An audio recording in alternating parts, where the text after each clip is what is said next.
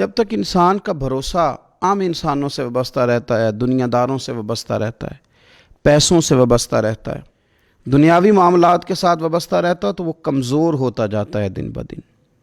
اور رسول پاک صلی اللہ علیہ وسلم داعیہ الی اللہ ہیں، تو حضور نے ہمیں یہ سوچے دی ہیں کہ تم نا اپنے آپ کو اللہ رسول سے وابستہ کرو،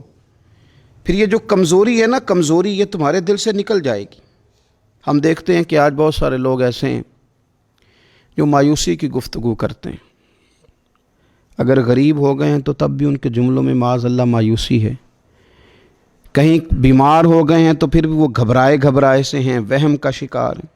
اگر کسی جگہ کوئی آزمائش ان پر آ گئی ہے تو بھی مختلف توہمات کا وہ شکار ہو جاتے ہیں۔ اگر توجہ اللہ رسول کی جانب ہو اور وہ سوچیں جو رسول پاک صلی اللہ علیہ وسلم نے ہمیں دی ہیں، ان پر توجہ ہو، تو پھر انسان کسی وہم کا شکار نہیں ہوتا، پھر وہ مضبوط زندگی گزارتا ہے اور مضبوطی کے ساتھ آگے بڑھتا ہے، چونکہ اس کو سمجھ آ گئی ہے کہ میرا خالق اللہ ہے، رازق اللہ ہے، پیدا کرنے والا اللہ ہے، اور میرے تمام معاملات کا محافظ بھی میرا اللہ ہے۔ پھر وہ کمزور نہیں پڑتا، پھر وہ زیادہ امیدیں لوگوں سے وابستہ نہیں کرتا، دنیا داروں سے، سیٹھ و نوابوں سے زیادہ امیدیں نہیں وابستہ کرتا، پھر اس کی امیدیں اللہ سے اور اللہ والوں سے۔ پھر وہ اللہ رسول کی بارگاہ میں اپنے آپ کو پیش کر دیتا ہے۔ حدیث مبارکہ ترمذی شریف میں موجود ہے، راوی حضرت عبداللہ ابن مسعود رضی اللہ تعالیٰ عنہ ہیں۔ ذرا حضور صلی اللہ علیہ وسلم کے تربیت کرنے کا انداز دیکھیے گا۔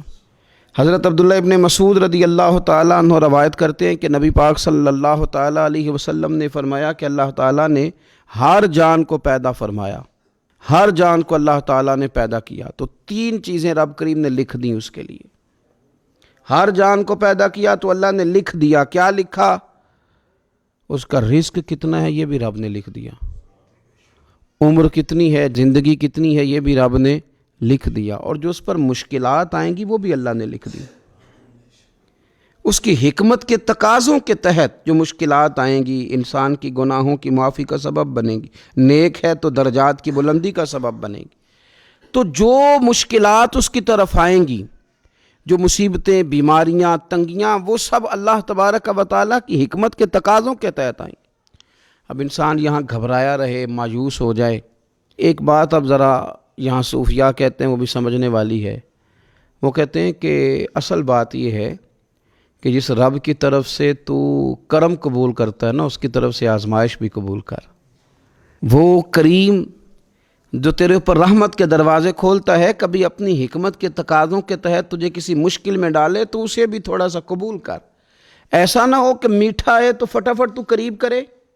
اور اگر تھوڑا سا تجھے کوئی ترش رویے سے، ترش جگہ سے گزرنا پڑے تو پھر تو گھبرا جائے۔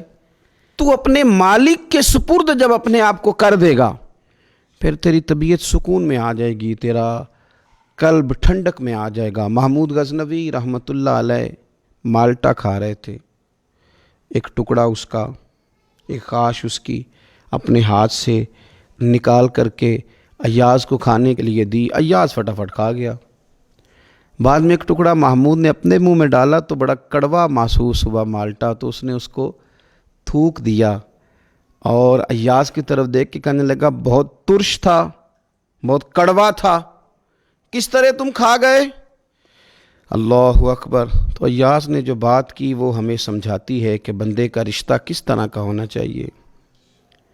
ایاز کہنے لگا آقا ساری زندگی تیرے ہاتھوں سے میٹھے کھائے،